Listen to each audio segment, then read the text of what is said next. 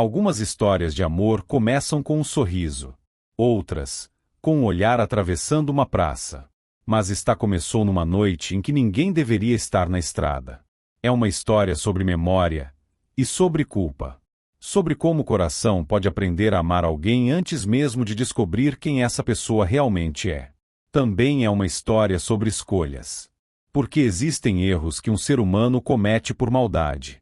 E existem erros que mudam a vida de outras pessoas para sempre, mesmo quando nunca houve intenção de machucar ninguém. Se você acredita que toda pessoa merece uma segunda chance, talvez esta história faça sentido. Mas, se acredita que certas feridas nunca cicatrizam, talvez o final seja impossível de perdoar.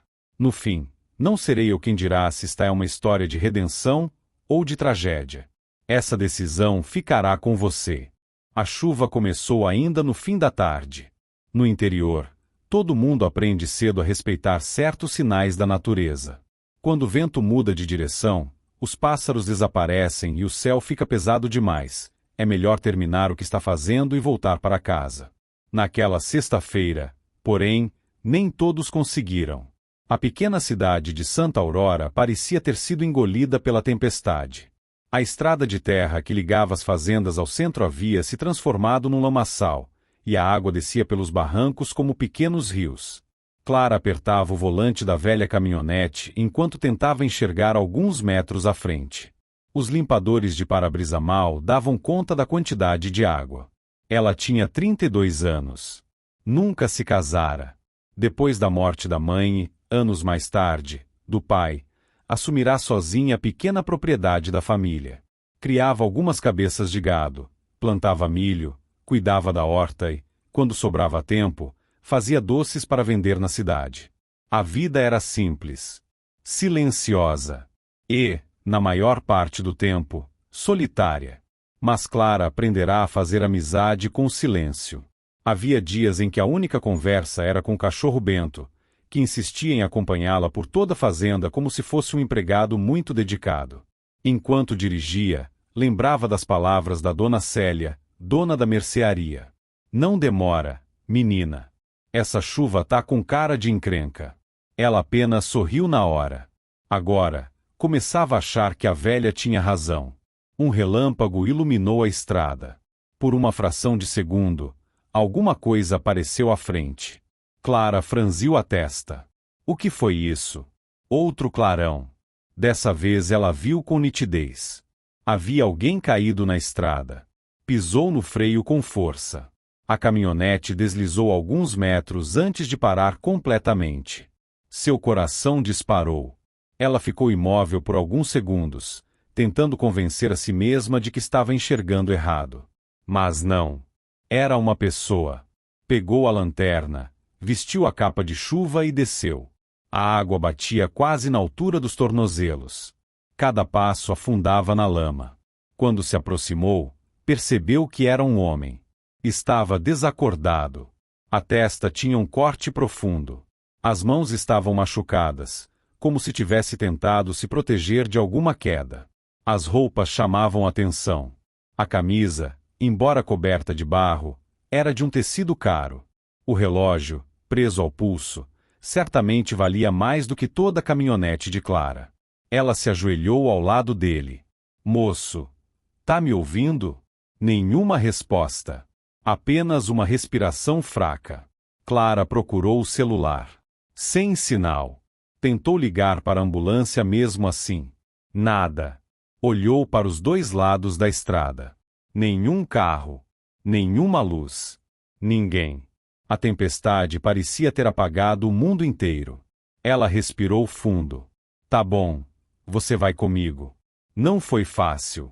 Com muito esforço, conseguiu colocá-lo na carroceria da caminhonete, improvisando um cobertor para protegê-lo da chuva.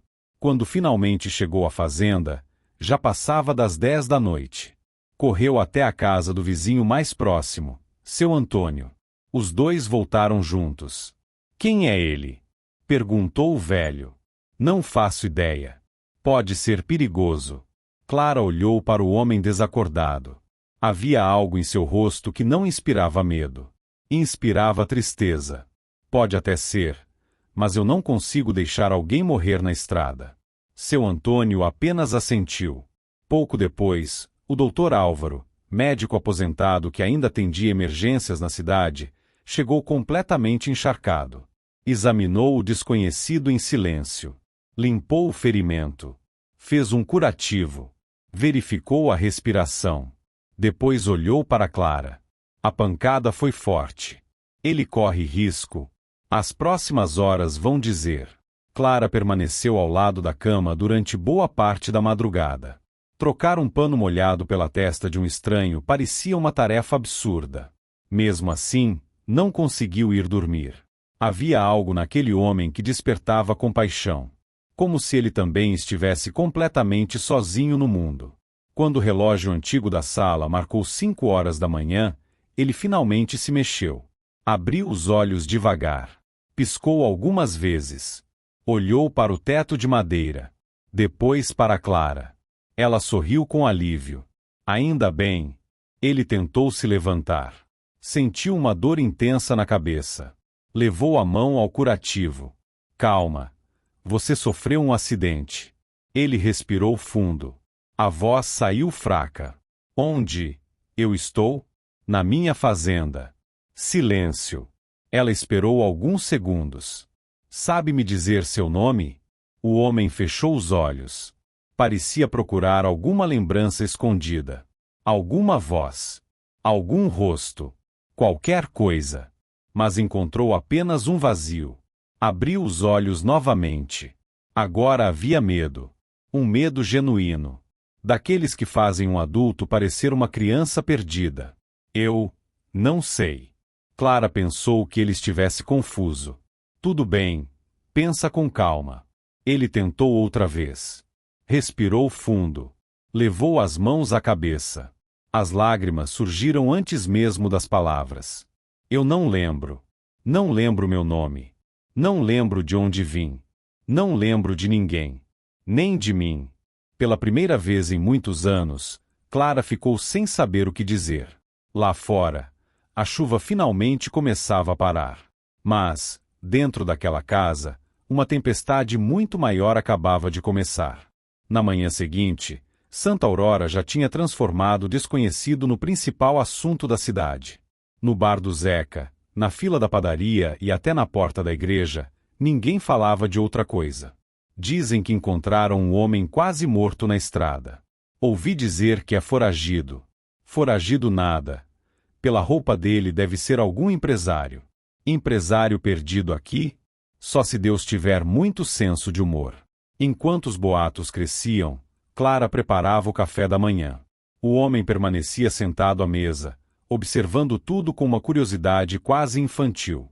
Passava os olhos pelo fogão a lenha, pelas panelas de ferro penduradas na parede, pelo relógio antigo que fazia um barulho ritmado a cada segundo. Era como se estivesse conhecendo o mundo pela primeira vez. Clara colocou uma caneca de café diante dele. Dormiu bem? Ele assentiu. Melhor do que eu esperava. Ela sorriu discretamente. A cabeça ainda dói? Um pouco. Ele fez uma pausa antes de completar. Mas o pior é essa sensação de vazio. Clara não respondeu. Sabia exatamente o que era sentir um vazio. Só que o dela tinha nome. Tinha lembranças. O dele parecia não ter absolutamente nada. Pouco depois, o Dr. Álvaro chegou para examiná-lo novamente. Verificou os curativos, mediu a pressão e fez algumas perguntas. Consegue lembrar do seu nome? Não. Da sua família? Não. Da cidade onde mora? O homem fechou os olhos por alguns segundos. Nenhuma imagem. Nenhum rosto. Nenhuma voz. Também não. O médico suspirou. A pancada provocou uma amnésia.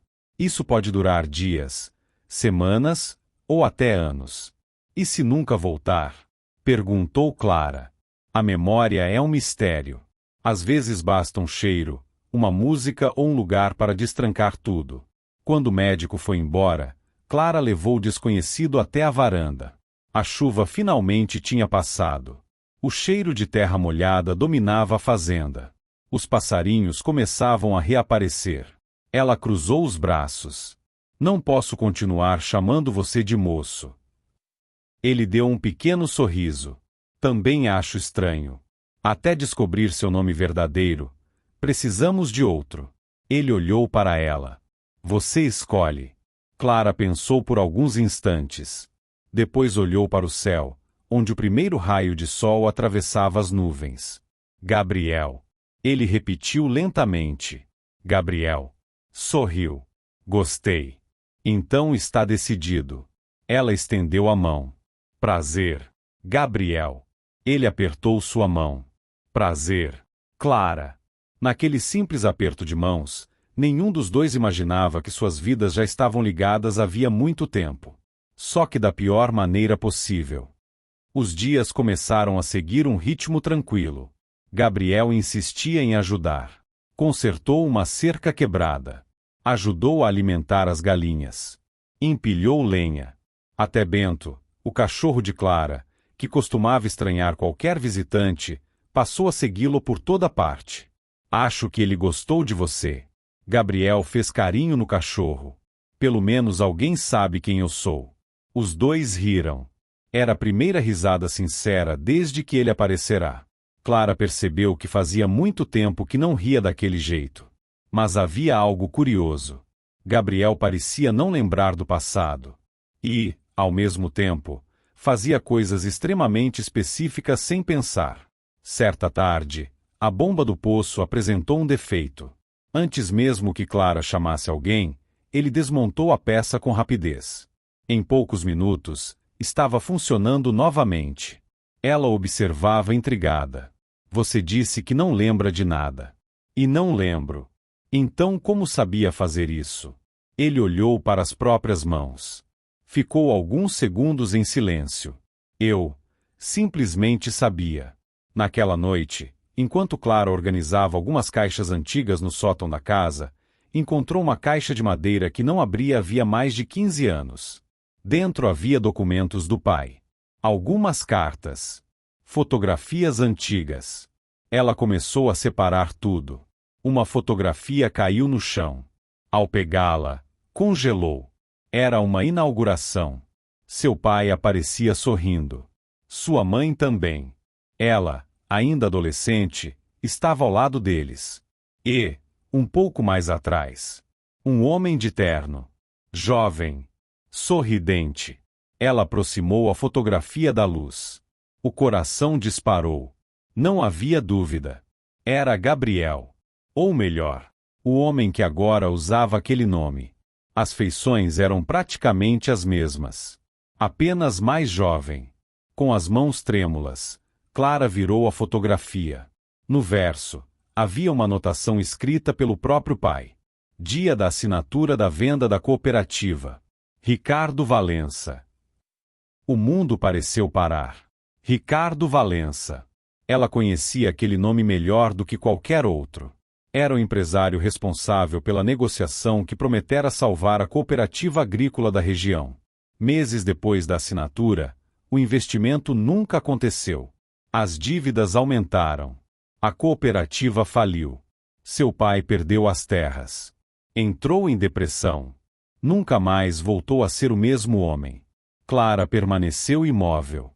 Lá embaixo, da cozinha, ouviu Gabriel rir enquanto brincava com Bento. Era um riso leve. Sincero. Ela apertou a fotografia contra o peito. Como podia aquele homem parecer tão bom? Se o rosto dele era justamente o rosto que ela prometera nunca mais esquecer, Clara passou a noite inteira sem dormir. A fotografia permanecia sobre a mesa da cozinha. Ela a pegava. Olhava para o rosto do homem. Depois olhava para Gabriel, dormindo tranquilamente no quarto de hóspedes. Voltava para a fotografia. Era impossível negar. Os mesmos olhos. O mesmo formato do rosto. O mesmo sorriso. 15 anos podiam mudar cabelos, barba e algumas marcas da idade. Mas não mudavam uma pessoa inteira. Ainda assim, havia uma pergunta que não saía de sua cabeça. Se aquele era realmente Ricardo Valença. Por que parecia tão diferente? Na fotografia, o jovem empresário exibia um sorriso confiante, quase arrogante. O homem que agora dormia sob seu teto parecia carregar uma tristeza difícil de explicar, mesmo sem lembrar de nada. Antes do amanhecer, Clara guardou a fotografia de volta na caixa. Não contou a ninguém. Nem ao Dr. Álvaro. Nem ao seu Antônio. Muito menos ao próprio Gabriel. Precisava ter certeza. Nos dias seguintes, ela começou a observá-lo com outros olhos. Cada gesto, cada palavra, cada reação. Esperava encontrar algum sinal de mentira, alguma máscara caindo. Mas quanto mais prestava atenção, mais confusa ficava. Gabriel era educado. Agradecia por tudo. Nunca entrava em casa com as botas sujas. Fazia questão de lavar a própria louça. Quando via Clara carregando peso, tirava as coisas de suas mãos sem que ela pedisse. Numa tarde, encontrou um filhote de andorinha caído do ninho. Passou quase uma hora improvisando uma escada para devolvê-lo ao alto da árvore. Clara assistia àquilo pela janela. Pensou, quase com raiva. Não, você não pode ser assim. Porque seria muito mais fácil odiá-lo se ele fosse exatamente como ela imaginava. Na sexta-feira, os dois foram à cidade. Era a primeira vez que Gabriel saía da fazenda desde o acidente. Assim que desceu da caminhonete, algumas pessoas olharam com curiosidade. Ele, sem perceber, apenas seguiu Clara até a padaria. Dona Célia os recebeu com um sorriso. Então esse é o famoso homem sem memória. Gabriel riu, um pouco sem jeito. Parece que virei celebridade. Aqui notícia corre mais rápido que internet. Enquanto Clara escolhia os pães, um senhor muito idoso entrou na padaria apoiado em uma bengala. Seu nome era Anselmo. Tinha mais de 80 anos e morava na região desde menino. Ao passar por Gabriel, o velho parou de repente. Seu semblante mudou completamente. Ele aproximou o rosto devagar. Franziu a testa. Eu conheço você. Gabriel ficou imóvel. O senhor conhece? O velho continuou olhando. Os olhos estavam cheios de dúvida. Não sei de onde, mas conheço esse rosto. Clara sentiu um frio atravessar a espinha. Antes que pudesse dizer qualquer coisa, Anselmo levou a mão à testa. Ah, minha memória já não presta mais. Devo estar confundindo. Sorriu sem graça e foi embora. Gabriel permaneceu parado. Aquela frase parecia ter despertado alguma coisa. Uma imagem. Muito rápida. Uma sala enorme. Piso de mármore. Um homem mais velho apertando sua mão. Depois, um estampido. Vidros quebrando. Alguém gritando. Ricardo. Sai daí. A visão desapareceu imediatamente. Gabriel levou a mão à cabeça. A dor voltou com força. Clara correu até ele. O que aconteceu? Ele respirava com dificuldade. Eu ouvi um nome. Ela já sabia qual seria. Mesmo assim perguntou. Qual?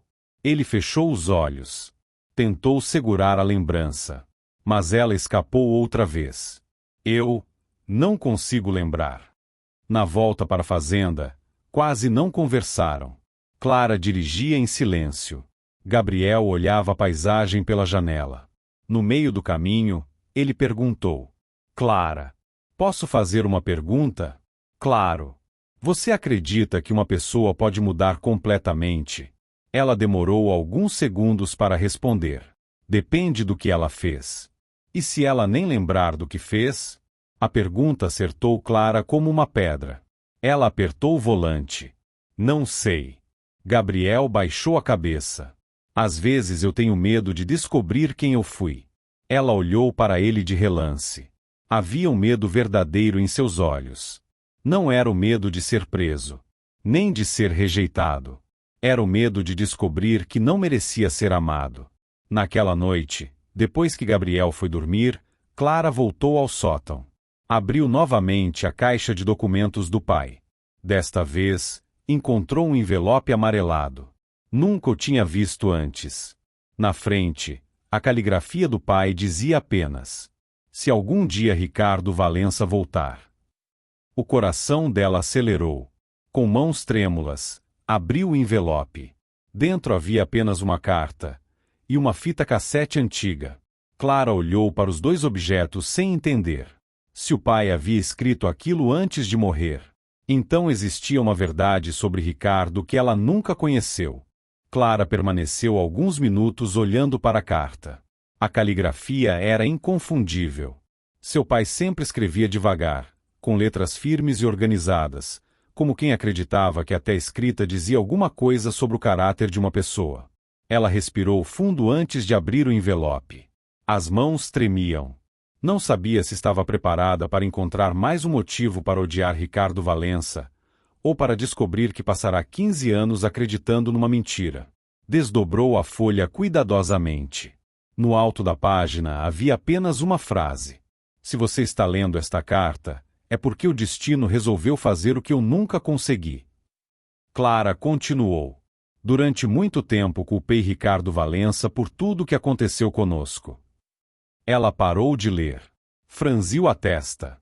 Voltou à linha anterior para ter certeza de que não estava interpretando errado. Continuou. Hoje não tenho tanta certeza. O coração acelerou. Ele assinou os papéis da cooperativa, é verdade. Mas poucos dias depois voltou para desfazer o negócio. Descobriu que os sócios que o acompanhavam haviam adulterado documentos e escondido as dívidas verdadeiras da empresa. Clara sentiu o chão desaparecer sob seus pés. Naquele dia houve uma discussão muito séria. Ricardo queria cancelar tudo e denunciar os responsáveis. Nunca mais consegui falar com ele. Ela continuou lendo com os olhos marejados. 2 dias depois recebi a notícia de que ele havia desaparecido após um acidente na estrada. Nunca soube se morreu, se fugiu ou se alguém fez questão de que desaparecesse. Os jornais disseram que ele abandonou todos nós. Mas, quanto mais os anos passaram, menos consegui acreditar nessa versão. Se algum dia ele aparecer diante de você... Clara prendeu a respiração. Olhe nos olhos dele antes de julgá-lo. Os culpados nem sempre são aqueles cujos nomes aparecem nos papéis. No fim da carta havia apenas uma assinatura. Seu pai. Ela baixou lentamente a folha. As lágrimas começaram a cair sem que percebesse. Durante 15 anos alimentaram um ódio que agora parecia perder o chão. Mas, ao mesmo tempo, uma pergunta surgia. Se Ricardo tentou impedir a fraude, quem realmente destruiu sua família? Na manhã seguinte, Gabriel encontrou Clara sentada na varanda. Ela parecia distante. Aconteceu alguma coisa. Ela escondeu rapidamente a carta. Não, só dormi mal. Ele percebeu que havia algo errado, mas respeitou o silêncio. Depois de alguns minutos, perguntou: posso ir até a cidade hoje? Para quê? Não sei explicar. Tenho a sensação de que preciso voltar naquele lugar. Talvez alguma lembrança apareça. Clara hesitou. A carta do pai ainda ecoava em sua mente. Talvez fosse exatamente isso que precisava acontecer. Vamos depois do almoço. Eles passaram primeiro na praça central. Nada. Depois caminharam pela antiga estação ferroviária. Nenhuma reação. Entraram na igreja. Gabriel permaneceu alguns minutos em silêncio diante do altar. Fechou os olhos. Nada. Quando já estavam voltando para a caminhonete, passaram diante de um prédio abandonado. A fachada estava coberta por mato. As janelas quebradas. Uma placa enferrujada ainda podia ser lida. Cooperativa Agrícola Santa Aurora. Gabriel parou imediatamente. Seu rosto perdeu a cor. As mãos começaram a tremer. Gabriel? Ele não respondeu. Deu alguns passos em direção ao prédio. Tocou o portão enferrujado. No mesmo instante, imagens começaram a surgir. Uma reunião. Vários agricultores. Homens discutindo. Um advogado batendo na mesa. Uma pasta cheia de documentos. Depois, um homem gritando: não assina isso. Outro respondendo: você já assinou, Ricardo. Agora é tarde. Mais lembranças.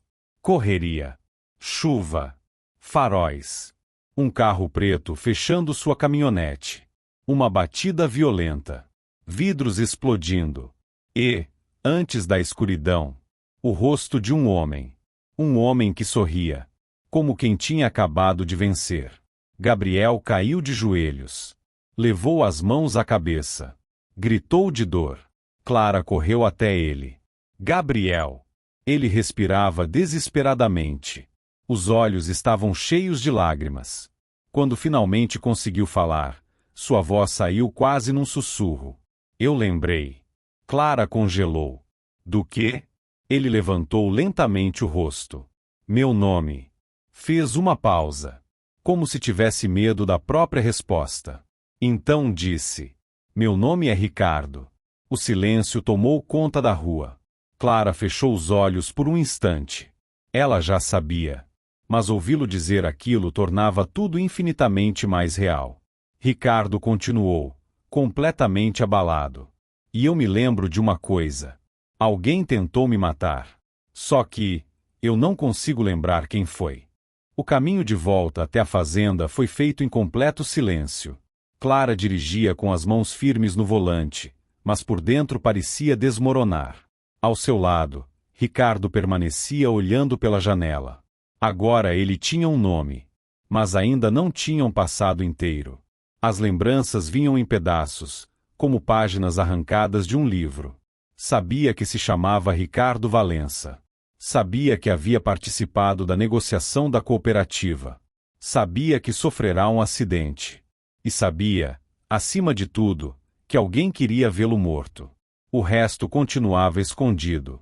Quando chegaram à fazenda, Ricardo foi o primeiro a quebrar o silêncio. Você já sabia. Clara não respondeu. Não sabia? Ela parou diante da varanda. Desligou o motor. Respirou fundo. Depois abriu a porta e desceu da caminhonete. Ricardo veio logo atrás. Ela entrou em casa, abriu a gaveta da comoda e retirou a velha fotografia. Sem dizer uma palavra, colocou-a sobre a mesa. Ricardo pegou a foto. Seu semblante mudou. Essa inauguração. A voz falhou. Ele passou os dedos sobre a imagem. Eu lembro desse dia. Clara cruzou os braços. Meu pai também estava lá. Ele ergueu os olhos. Só então percebeu. Você. Ela assentiu. Sou filha de Joaquim Andrade. Ricardo ficou completamente imóvel. O nome parecia ter destrancado mais uma porta em sua memória. Viu o homem sorrindo. Viu os dois conversando depois da cerimônia. Viu Joaquim dizendo: se esse projeto der certo, muita gente vai voltar a acreditar. Depois, a lembrança desapareceu. Ricardo deu um passo para trás. Não. Clara manteve a voz firme. Foi a nossa família que perdeu tudo. Nossa fazenda. Nossa cooperativa. Meu pai nunca se recuperou. Minha mãe morreu poucos anos depois. E eu passei 15 anos acreditando que você era o responsável. Ricardo abaixou a cabeça. As palavras pareciam pesadas demais. Eu sinto muito. Clara respondeu quase imediatamente. Não peça desculpas por uma coisa que nem lembra se fez. Ele fechou os olhos. Mas, se eu fiz... Ela interrompeu. Eu encontrei uma carta do meu pai. Ricardo levantou o rosto. Clara colocou o envelope sobre a mesa. Ele escreveu isso pouco antes de morrer. Disse que começou a acreditar que você também foi enganado. Ricardo abriu a carta. Leu cada linha em silêncio. Quando terminou, seus olhos estavam marejados. Joaquim. Ele sorriu com tristeza. Era um homem bom. Clara observou aquela reação. Não parecia ensaiada. Não parecia a reação de alguém tentando convencer outra pessoa de sua inocência. Parecia a dor sincera de quem acabava de reencontrar um amigo perdido. Naquele instante, outra lembrança atravessou sua mente. Um escritório. O mesmo advogado da cooperativa. Uma pasta vermelha. Ricardo batendo na mesa. Esses números estão errados. O advogado respondeu friamente. Os agricultores nunca vão descobrir. Eu não vou participar disso. Depois. O mesmo homem falando ao telefone. Resolvam o problema antes que ele procure a polícia. A lembrança terminou com um impacto. Metal contra metal. Faróis. Escuridão. Ricardo cambaleou. Claro segurou antes que caísse. Ele respirava com dificuldade. Eu lembro dele. De quem? Do advogado. Era ele. Ele falsificou tudo. Tentou colocar a culpa em mim. Clara permaneceu em silêncio. Havia verdade naquelas palavras. Ela conseguia sentir. Mas ainda faltavam provas. Naquela noite, uma caminhonete desconhecida entrou lentamente na estrada da fazenda. Os faróis apagaram antes de chegar à casa. 2 homens permaneceram dentro do veículo. O motorista observava pela janela.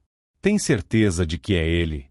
O passageiro respondeu sem desviar os olhos da varanda. 15 anos mais velho. Mas é o Ricardo. O motorista apertou o volante. Então ele sobreviveu. O outro homem fez uma ligação. Esperou alguns segundos. Quando a chamada foi atendida, falou apenas uma frase. Doutor, ele recuperou a memória. Do outro lado da linha houve um longo silêncio. Depois veio uma resposta calma. Fria. Então terminem o serviço que começou 15 anos atrás. A ligação foi encerrada. A caminhonete deu meia volta lentamente. Sem que Clara ou Ricardo percebessem. O passado acabava de encontrá-los. Na manhã seguinte, Clara acordou antes do nascer do sol. O silêncio da fazenda sempre lhe trouxe paz. Naquele dia, porém, parecia um aviso. Ela abriu a janela do quarto. A neblina cobria o pasto. As árvores apareciam apenas como sombras.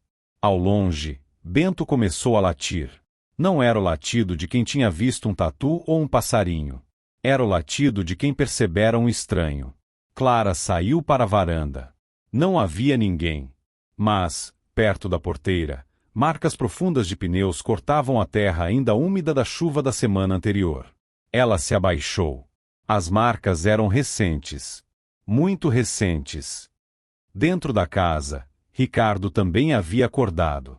Sentou-se na cama antes mesmo de Clara chamá-lo. Passará a noite inteira sonhando. Ou melhor, lembrando. As imagens já não vinham tão embaralhadas. Via rostos, nomes, conversas, a cooperativa, o escritório, o advogado e, principalmente, um homem chamado Osvaldo Menezes, advogado da empresa que financiaria o projeto agrícola. Elegante, educado, sempre sorrindo, sorrindo até demais. Foi ele quem insistiu para que Ricardo assinasse os contratos rapidamente. Foi ele quem dizia que todos os documentos estavam corretos. E foi ele quem desapareceu exatamente depois do acidente. Ricardo passou as mãos pelo rosto. Meu Deus! Clara entrou no quarto. Você também não conseguiu dormir? Ele respondeu olhando para o chão. Eu sei quem armou tudo. Ela permaneceu em silêncio. Mas não tenho como provar. Naquele mesmo dia, os dois resolveram voltar ao prédio abandonado da cooperativa. Talvez ainda existisse algum documento, algum registro esquecido, alguma peça daquele quebra-cabeça. A porta dos fundos estava parcialmente aberta. O tempo havia destruído boa parte do lugar. Prateleiras caídas, móveis cobertos de poeira, janelas quebradas. Enquanto Clara procurava em antigos armários, Ricardo caminhava lentamente pelo antigo salão de reuniões. Cada passo trazia uma lembrança. Ali fora onde tudo começara. Parou diante da mesa principal. Fechou os olhos. Então ouviu novamente aquela discussão. Isso é fraude. Era sua própria voz. Depois ouviu Osvaldo responder. Você já assinou. Agora não adianta bancar o herói.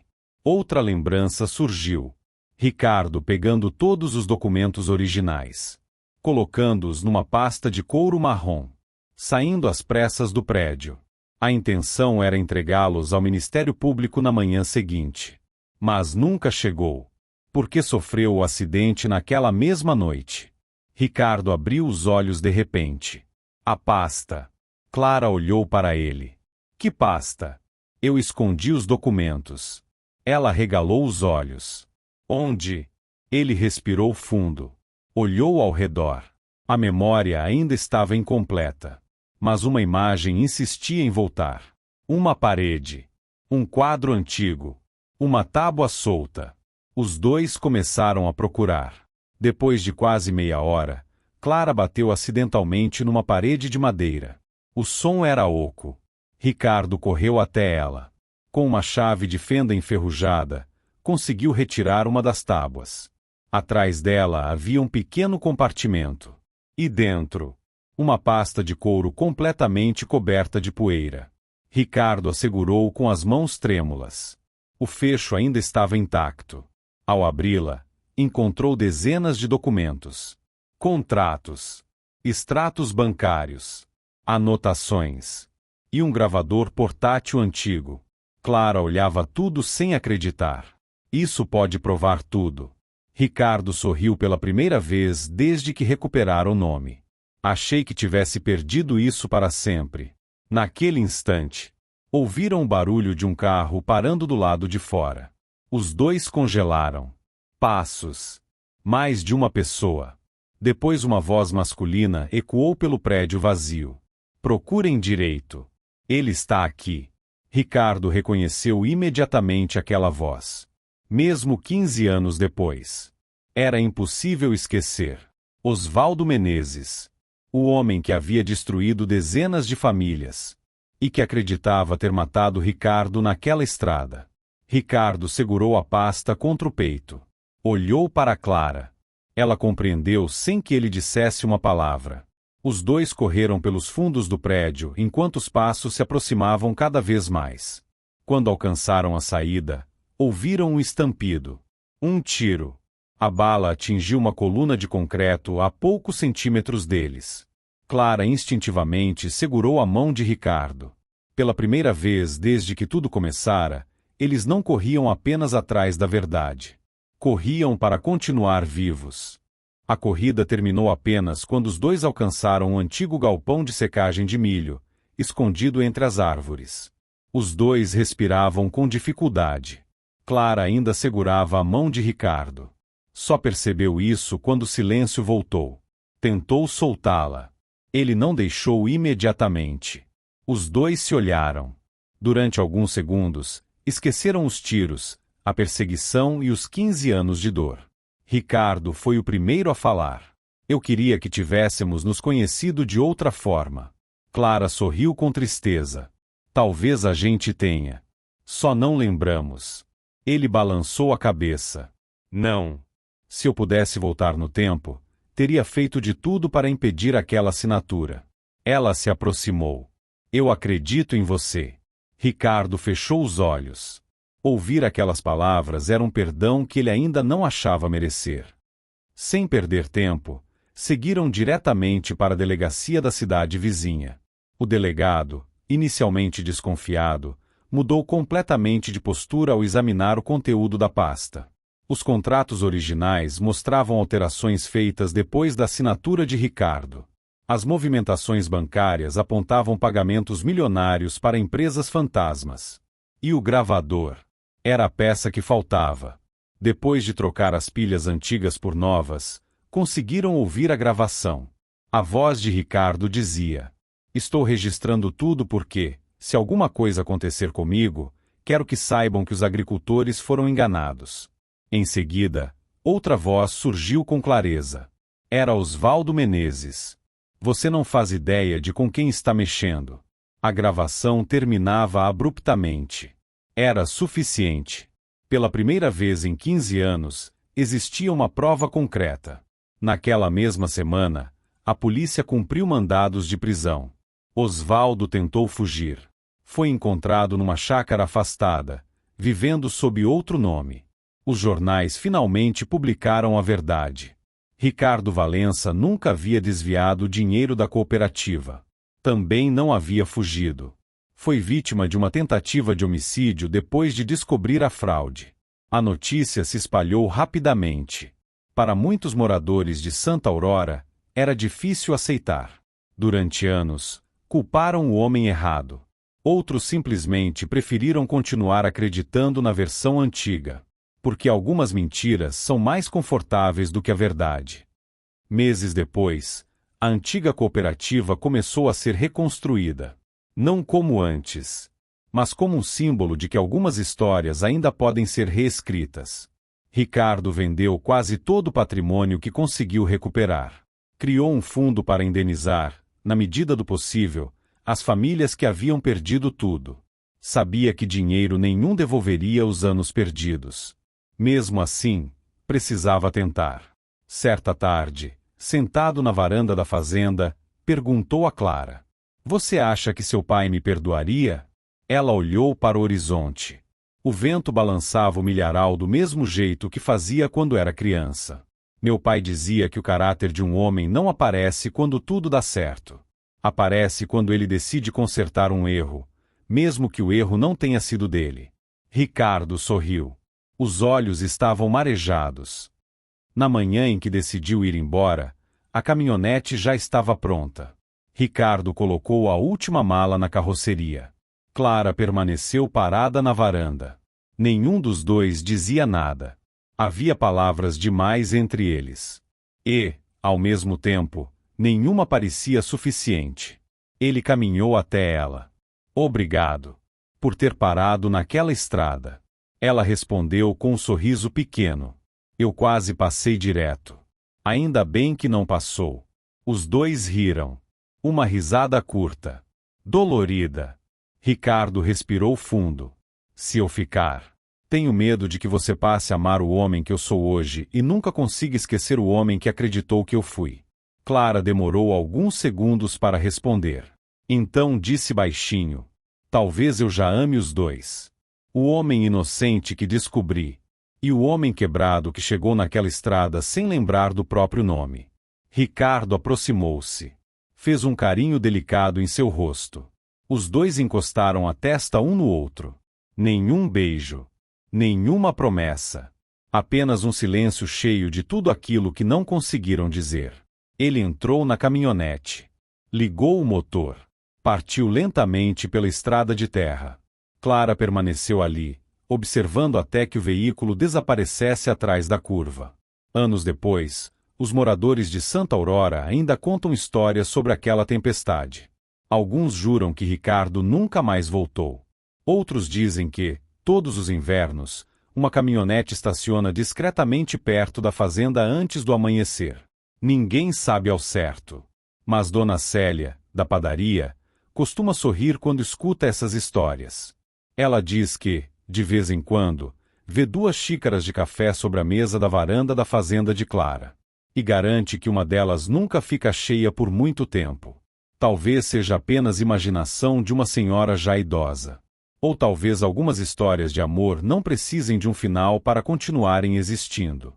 Porque há amores que terminam. Há amores que sobrevivem. E há aqueles que permanecem vivos justamente porque ninguém jamais soube onde, de fato, eles terminaram.